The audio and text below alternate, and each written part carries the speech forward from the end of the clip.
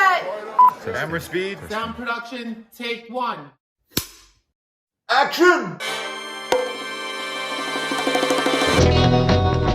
Welcome to From Beneath the Hollywood Sign. If you love old movies, Hollywood history, or the golden age of filmmaking, you've come to the right place. This is the podcast that talks about amazing stories of Tinseltown from another era. Hear fascinating conversations with writer-producer Steve Cubine, who quite literally lives just beneath the Hollywood sign, and actress-writer Nan McNamara. Now your hosts, Steve and Nan. You know, Nan, today's episode is kind of near and dear to my heart. Yes. It's based on a blog that I wrote in May of 2019, and it was inspired by my dear, dear friend, Susan Shearer. And you know, Susan was not only a wonderful actress and producer, she was a great documentarian, but she was also a lover of old films like we are. Yes. Well, one time Susan was telling me about when she first came to Hollywood, and she ended up staying in the Hollywood Studio Club. She actually stayed there. She actually stayed there, and it was probably the early 70s, which means she was probably one of the last people to stay there. And she would tell me these bizarre stories about her time there, including she had this roommate who claimed to be a witch and said she had...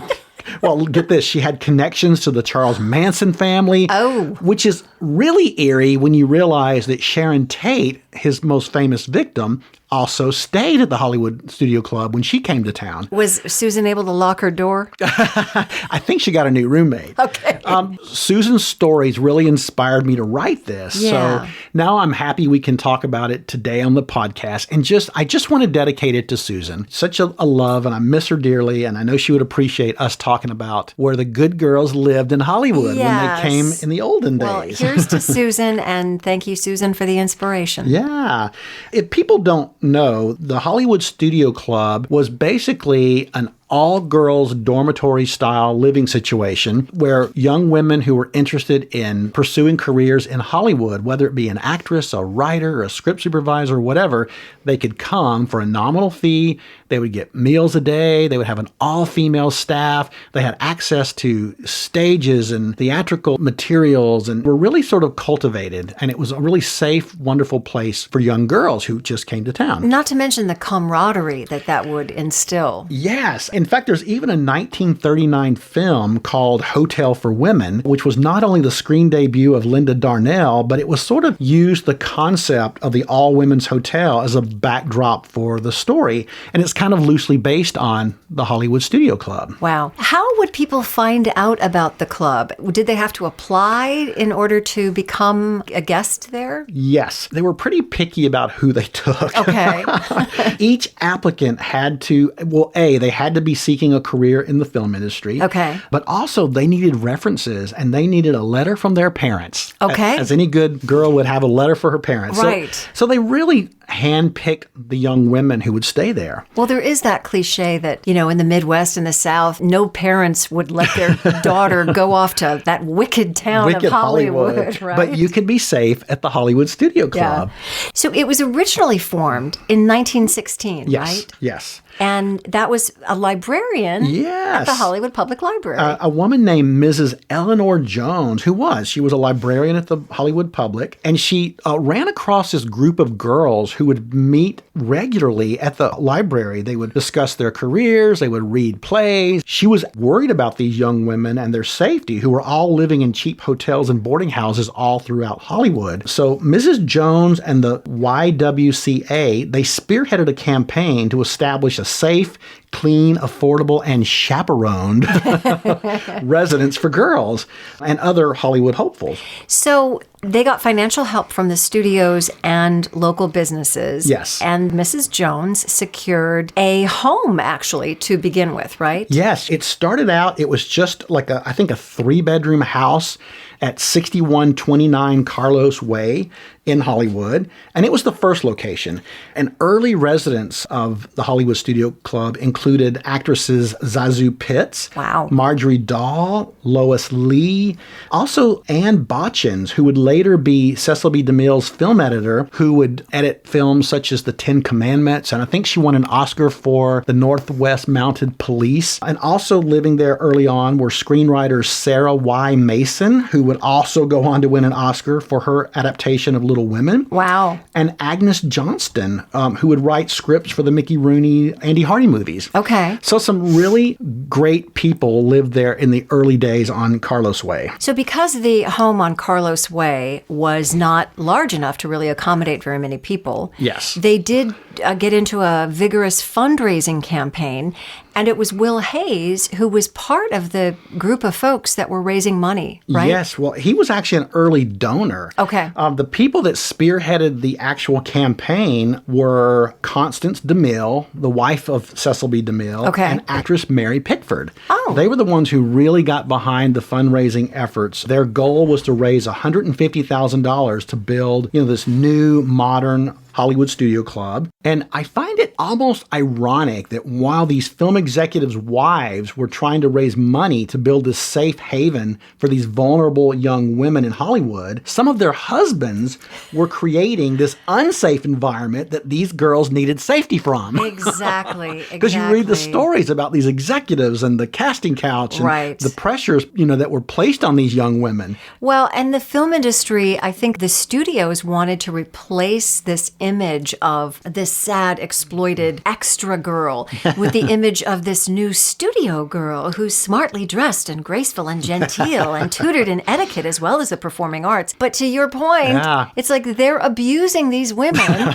It is. It's so ironic. It's very ironic. It's funny because, as you mentioned, one of the early donors to help build this new Hollywood Studio Club was Will Hayes, who we all know from the 30s as the creator of the Motion Picture Production Code, or the Hays Codes, which set the strict moral conduct for motion picture content. I think he really liked the image and the idea of this chaste place where these women could be safe from these horrors of Hollywood. The horrors of Hollywood.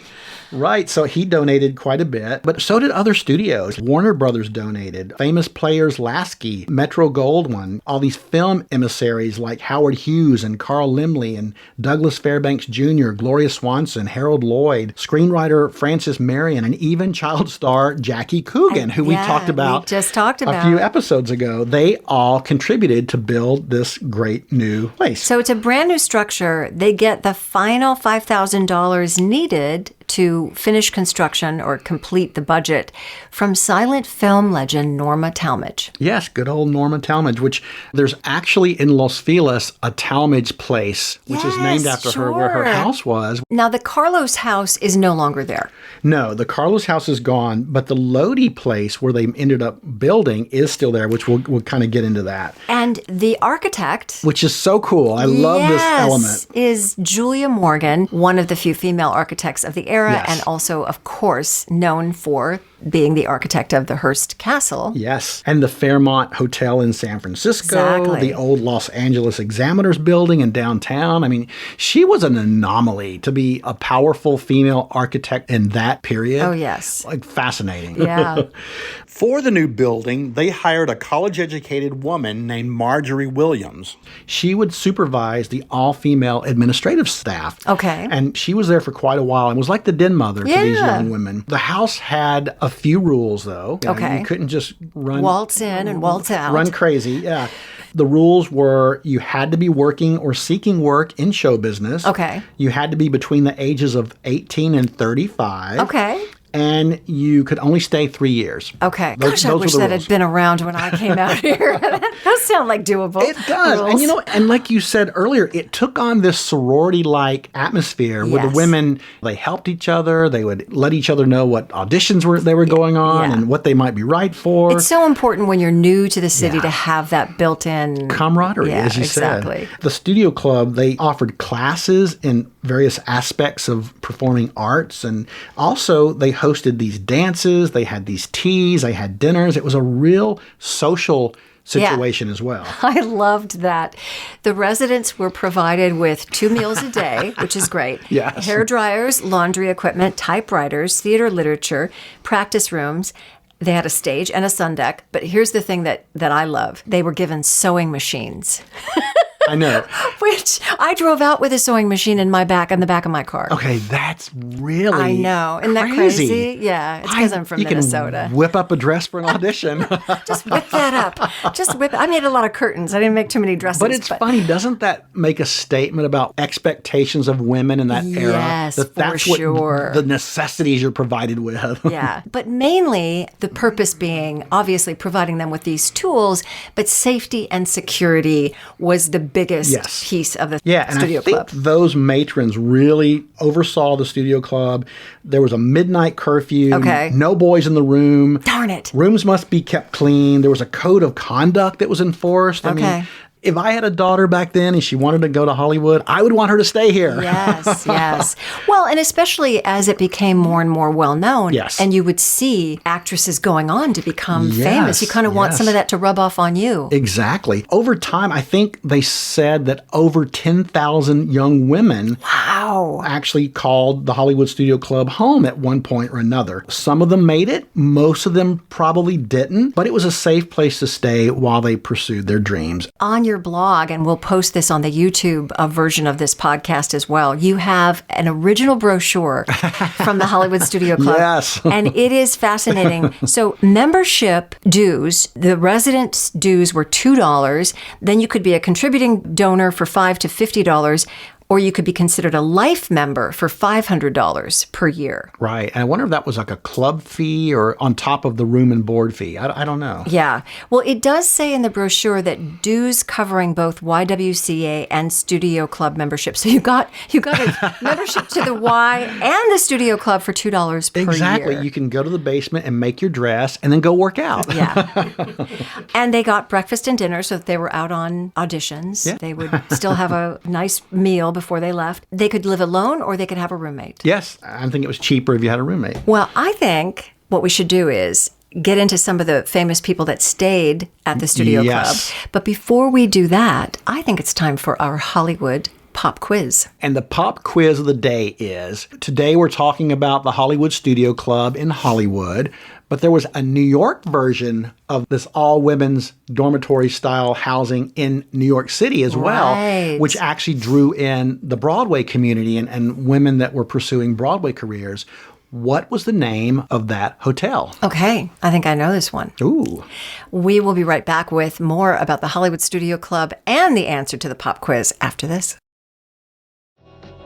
Hey, Steve and Nan will be right back, but first, another stop on the Hollywood tour. So the 96th Annual Academy Awards are coming up, and here's something you may never have even thought about regarding the Oscars. To preserve the identity of the winners, those mailed-in member votes are tallied in a bunch of small groups. You see, that way, no one person can figure out who the winners will be. Then, the designated 2 accountants in charge assemble the final count.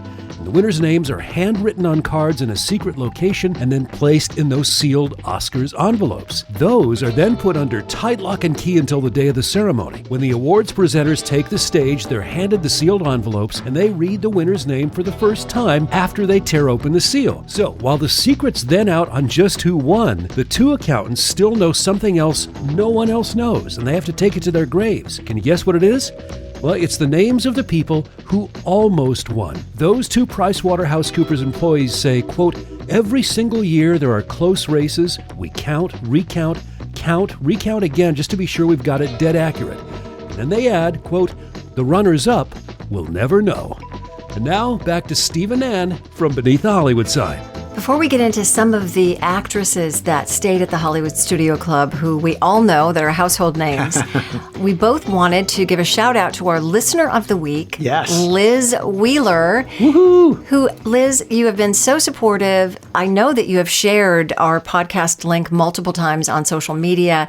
You've also asked some great questions and brought up some great movie titles. And thank you so much for listening. Thanks, Liz. So let's talk about the people that stayed at the Studio Club. Yes. It is quite a list. Oh, it's just a who's who of Hollywood, if you really look at it. Some of the earlier people who lived there, who went on to fame, were MAUREEN O, long before she was Mia Farrow's mother or Ronan Farrow's grandmother. Yes. She was actually an enormous star in all the Tarzan movies with Johnny Weissmuller. She was Jane, and she stayed there when she first came to town. Wow. Ayn Rand was someone who was staying there. And of course, Yes. she became the author of the classic novels, The Fountainhead and Atlas Shrugged. So she was there as a writer. Yes. And had a hard time paying rent at the Hollywood Studio Club, right? Yes. In fact, one month, all of the girls, all of the residents pooled their money to raise $50 to help the neediest of the residents, and she was chosen as the recipient. And she thanked the girls for the money and immediately went out and bought a black negligee with the funds. Priorities, girls, priorities. Well, hopefully once she became the famous author, she Could buy her own lingerie. Exactly. Good for you, Ein. Exactly. Another person who stayed there was Dorothy Malone, who went on to win an Academy Award for Written on the Wind, who was a huge star in the 40s and 50s. While she was there, she dated singer Mel Torme, who would have to wait downstairs in the beautiful living room for Dorothy to come down because those were the rules, even for Mel Torme. Yeah, that's amazing. Someone that you and I both know. And love, God rest her. Marie Windsor stayed at the Studio Club. Yes. In reading up on Marie, I did not know that she studied with Maria Ospensky. Yes. Which is amazing. And I have a personal connection to Marie in that when I first moved out here, I joined a theater company, which I don't think is with us anymore, called Theater East. Marie Windsor was a member there, and I got to sit at her feet, and I wish I had asked her many more questions than I did. But she was a lovely, lovely woman. Oh, she would have had to take out a restraining order against me had I been in that class. I would have been like, Marie, so tell me. And if you don't know Marie, she is a film noir goddess, and she still looked like a film noir goddess up until the time that she passed. Just a little girl from Utah coming out to Hollywood and staying at the Studio Club. And if you only watch one Marie Windsor movie ever, watch Narrow Margin. Yes. I will say no more. Yes. It's the epitome of Marie Windsor and her image. Yes. I love that her parents drove her out to Hollywood, and she stayed there for 3 years. Yeah. She was the max. I love that. Another actress that I love and met on several occasions, and it was so lovely, who stayed there, was Barbara Hale. Oh, wow. You know, long before she won Emmys as Della Street, everyone's favorite legal secretary from Perry Mason, she was a resident at the Hollywood Studio Club. Wow. She moved there shortly after coming to Hollywood from Illinois, and she lived there until she met her husband, who was fellow contract player Bill Williams, who we talked about on another podcast about his movie Till the End of Time. So she basically went from home to the Studio Club to her marital home. Wow. That's the way to do it. Now, this next young lady, this is amazing. Marilyn Monroe stayed at the club in room 307. She moved in June of 1948. Yes. And the Studio Club plays a big part in her career, in that she was struggling a little bit and she needed money. Right. Her rent was due. I think it was $50 that she had to come up with or she was going to get kicked out. Right. So what she decided to do, she's quoted here saying, "Funny how shocked people in Hollywood were when they learned I'd posed in the nude." She goes on to say, "At one time, I'd always said no when photographers asked me, but you'll do anything when you get hungry enough. And it was at a time when I didn't seem to have much future. I had no job and no money for the rent. I was living in the Hollywood Studio Club for girls, and I told them I will get that rent somehow." So she phoned up a photographer she'd worked with named Tom Kelly, and she said, "You want to do nudes? Let's do nudes." Okay. And that's how the Marilyn calendar came to be. Okay. And apparently he did 2 sittings with her. One was lying down, one was sitting up. She got her $50, and we have this iconic calendar. And you, on your original blog post, have the check that she wrote out to the Hollywood Studio Club for $51 for her rent. Girl earned that money. She did. Another beautiful blonde who stayed at the club, Kim Novak. And wouldn't leave. Well, you know what? It sounded kind of good to me, so I don't know that I would either. So she is living at the Studio Club. When she's living there, she gets signed to contract at Columbia Pictures. Yes. So she's one of these success stories. As part of her contract, Harry Cohen required that she not date anyone during the week. which sounds funny. Does that mean like she could Weekends. on the weekends? Or? It's a free-for-all on the weekend. So Harry Cohen posted a studio guard outside the club. Crazy. That is Yes. crazy. So that she had to stay inside. Yeah. And the funny thing about Kim Novak is even after she became a star, she stayed. Wow. She liked it. And she ended up staying there even when she was like one of the biggest stars in Hollywood, which I love. Yeah. Now, our favorite genie, Barbara Eden, Yes. was a resident in 1958. Yes, which in her autobiography, she writes that while she was moving into the studio club, Kim Novak, who we just spoke of, who was now a major movie star, was finally moving out. And she remembers Kim being unbelievably beautiful and a vision dressed in lilac. Wow. And she also said that she had encounters with John Wayne, who was visiting somebody, who knows, Okay. and Mary Pickford, who by now was much older. But she said that Mary Pickford still kept her hair in the blonde ringlets that made her famous. Okay. Little baby Jane there. Yeah, that's a little interesting. She was probably in her 60s by then, right? Yes. Okay, well, I maybe need to look at my hairstyle and make sure I have that updated. Another great actress who lived at the Hollywood Studio Club was Rita Moreno. Oh. And while she was living there, actually Kim Novak still lived there when Okay. she was there. She remembers her. But while she was there, she started dating Marlon Brando. Oh, boy. And apparently he would call her on the one house phone on the hallway where all the girls lived.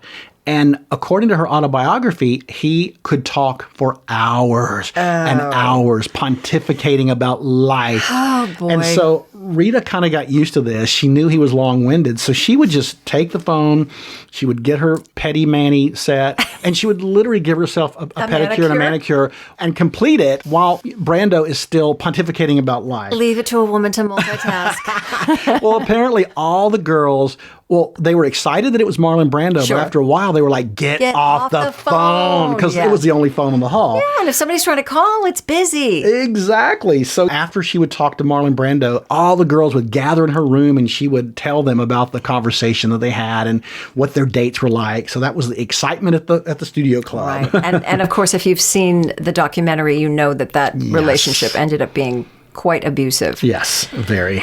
But let's talk about some of the more recent folks that stayed there before it closed. Recent as in the Recent 60s. as in the 60s. Yes. Sharon Tate. Yes, Sharon Tate lived at the Studio Club in 1963, which I think her father, Colonel Paul Tate, insisted she stay someplace like that because she was young and beautiful and vulnerable. And he knew, well, it's ironic because he wanted her safe and then she moved in and she had to fend off aggressive sexual advances from her roommate. Oh, wow. So, there was that. Sally Struthers. Yes. Also stayed at the Hollywood Club. I know, Sally Struthers. I love that. Long before she was Gloria Stivic on All in the Family, she stayed there. And there's a great story about her.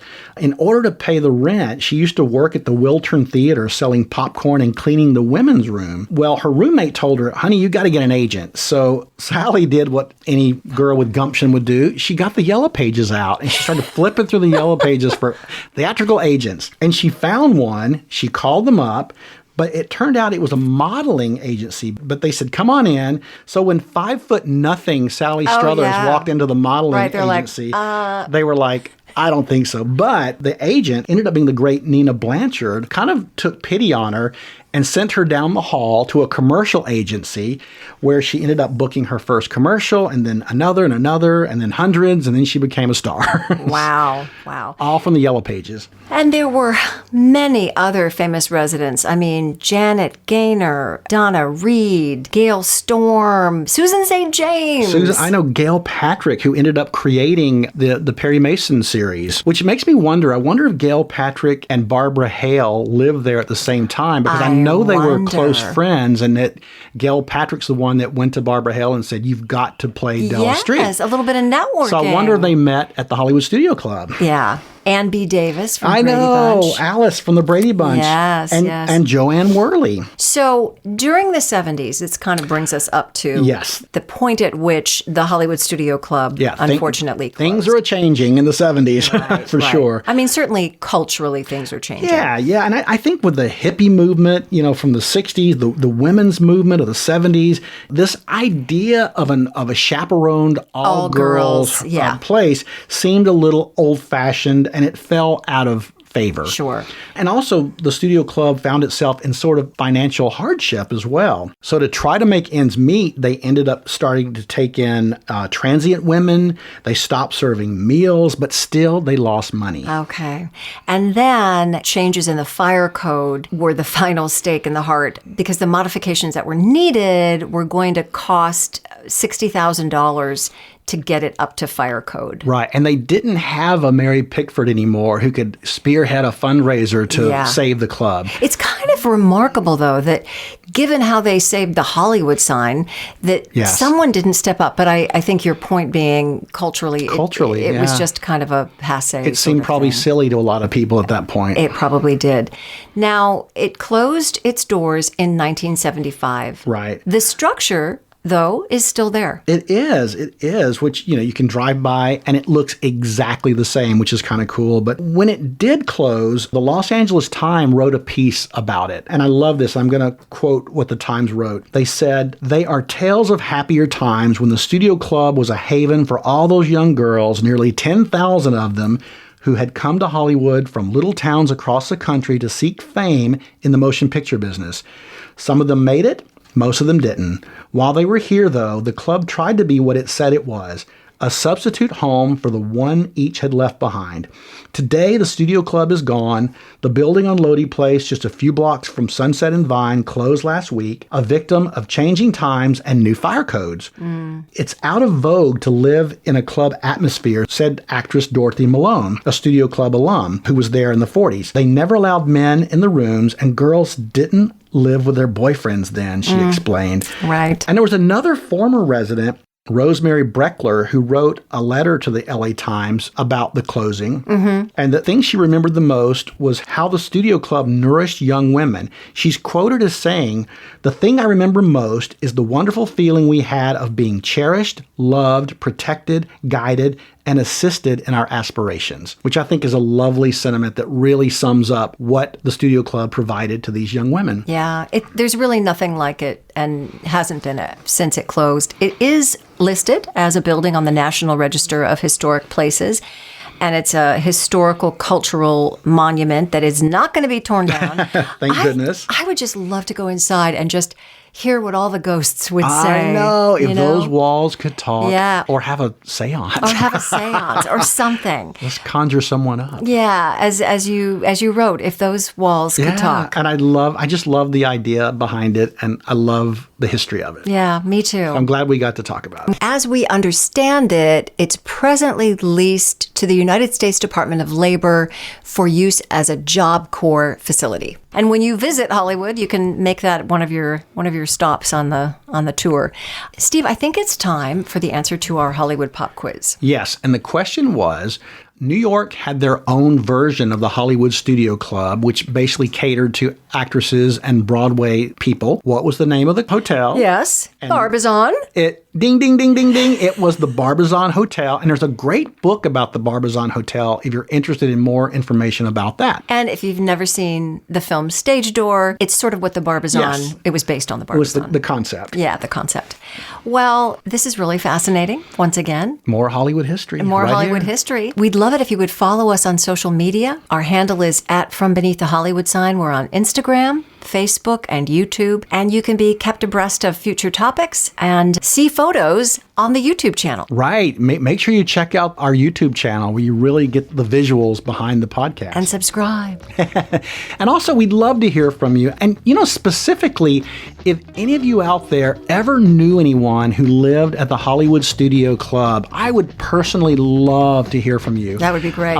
Maybe we could do a follow-up story. Yeah. But you can always reach us at info@FromBeneathTheHollywoodSign.com. That's this week's view. From Beneath the Hollywood Sign. You've been listening to From Beneath the Hollywood Sign with Steve Cubine and Nan McNamara, the podcast that celebrates amazing stories of Tinseltown from its golden era. Join us next week for another episode and learn something else about Hollywood you probably never knew. Take a moment and give us a 5-star rating and a positive review. And tell your friends about us too. It'll help grow the podcast. Visit Steve's website at FromBeneathTheHollywoodSign.com. The executive producers are Steve Cubine and Nan McNamara. Executive producer and post-production supervisor Lindsay Schnebley. This podcast is part of the Airwave Media Podcast Network. Visit airwavemedia.com to listen and subscribe to their other fine shows like The Box of Oddities and The Shallow End with Schnebley and Toth. Copyright 2024, all rights reserved.